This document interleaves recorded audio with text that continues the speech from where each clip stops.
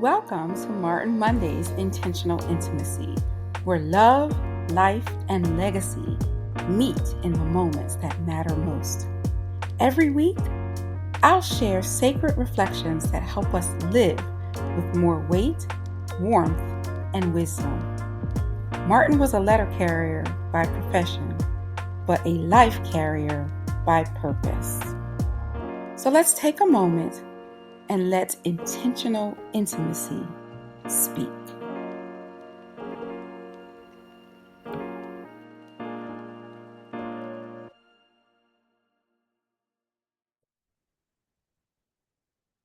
Welcome back to Martin Mondays. I hope you have been enjoying these segments and learning a little bit more about Martin and his life. And so this week, last week we talked about his twin sister and the love that they have, which truly is exceptional. But this week I'd like to talk about two hearts that are special to me and two hearts that united together before I was even born. Those two hearts were knitted together and served as just um, a complete just completion, like a complete joy in my life. The two hearts I'm speaking about are my husband Martin and my mother, Geneva Kea. Those two hearts united, like I said, before I was even born. Martin is 8 years older, and I want to tell the story about the village and the Lamoken village in Chester, Pennsylvania, where my mother lived, as well as Martin and his family. They lived. They were neighbors growing up. So let me tell you a story about that. Like I said, I wasn't even born, y'all. I hear the stories from my siblings and from my husband's siblings. And quite honestly, it makes me kind of jealous because the way they talk about what was known as the LV, anybody from Chester probably can speak to this. It was truly a community and truly a village. And so my mom, well, I stayed home while my dad was active in military. She was raising the five children by herself, basically. My dad was in the Navy and sailing the seas and, serving our country. And then there was this other family in the LV or Lamoken village known as the Hollis family, and that was Martin's family. There are 11, 11 children in the Hollis family. There were five in mine and later two after my dad retired. And so the Hollis family and the Kay family, they were neighbors. My mom, Geneva Kay, and mom Sylvia Hollis, they were, best buds that would hang their clothes out together on the line and, just talk and, play games. And there's just a whole family and a whole community atmosphere. Like it always amazes me to hear people talk about the LV and the families. I hear just different family names from my siblings, and it truly was a time of a village. And so I recall my mom telling stories about pulling teeth and and helping people with all types of things and everything. And so she met this little boy, Martin Hollis. Now, mind you, she knew all the Hollis children, and she interacted with all of them. But there was something a little special about this little Martin guy, she would always tell me. He had the big round face and he always had a smile on his face. And she was always running behind him to put a pin in his pants or, a pin in his shirt because he was wearing some hand-me-down clothes that were too big for him or whatever. But, she recalls giving him a bath and just loving on this sweet little boy. She loved all the Hollis boys, all the Hollis girls. And, she always would tell this fond story. But it's interesting that she had no idea that in the years to come, that little boy would become her son-in-law. And that little boy would love back on her. It is kind of amazing because, my husband and my mom, they had this little bond, and I would watch the two of them. And it would always crack me up. And I remember one time my husband was coming home from work, and he always would call me on the way home from work. And he was a little longer than usual. And I got a little concerned because I'm like, all right, he should be here by now. And so I called him. I was like, babe, you okay? I was like, you're a little longer. And he was like, oh, yeah, I stopped at Mom Kay's. I got her some blueberries and I stopped at Mom Kay's, just to drop the blueberries off. And I'm like, okay. He was like, but, she made me dinner and, we're just sitting here and we're just talking. And I'm just like, really?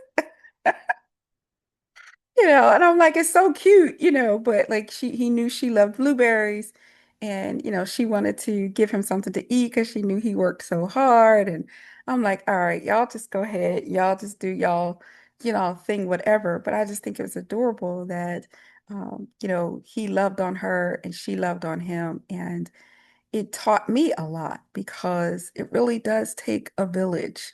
It takes a community of people to care for and love on one another ultimately.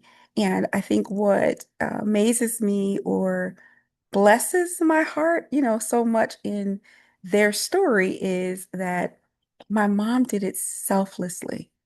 She didn't do it because, oh, this is going to bring me some great reward, in the future.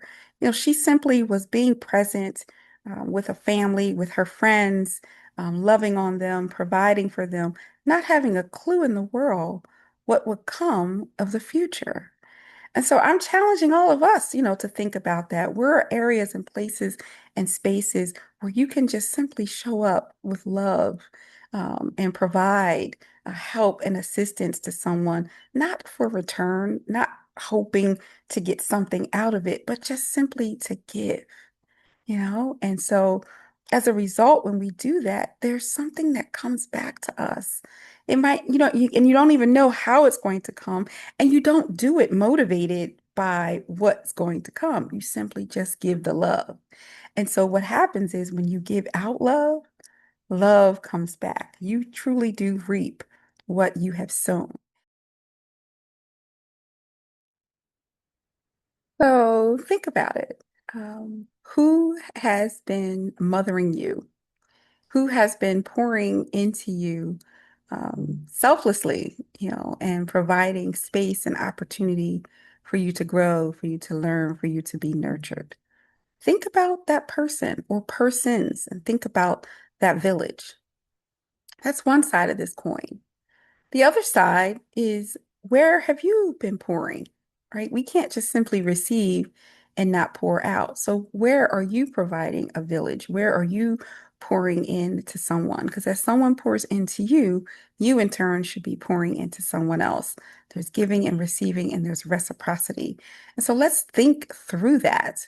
Where are you receiving, and where are you selflessly giving unto others? Because that's important. That creates legacy. Legacy isn't just about what you leave behind, it's also what you're leaving along the way. So you have the opportunity to receive legacy from others, but also to give and establish legacy in others. And so that's the encouragement.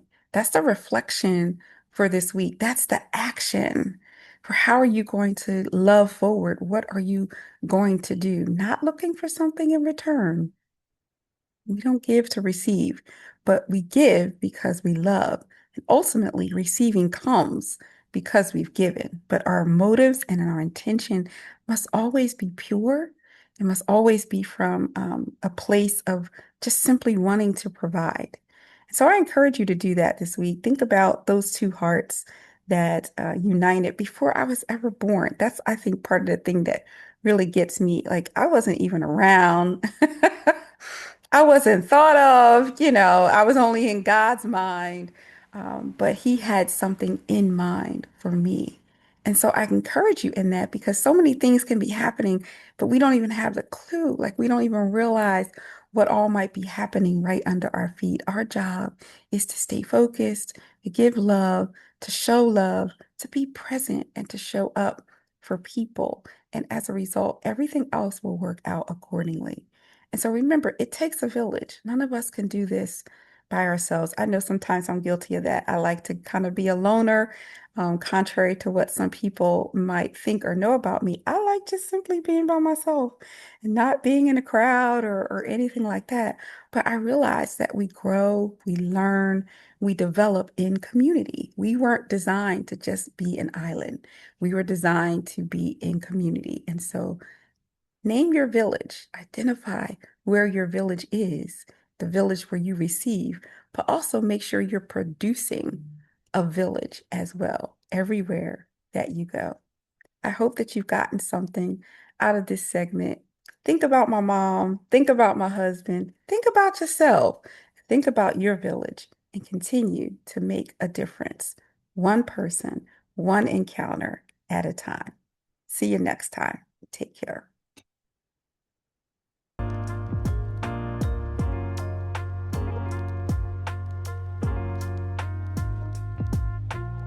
Thank you so much for sharing this moment with me. These Martin Monday moments really remind me to live anchored in love and to be led by legacy. And this bracelet that I wear, it says, God is good. And you know, He is good, even here, even now.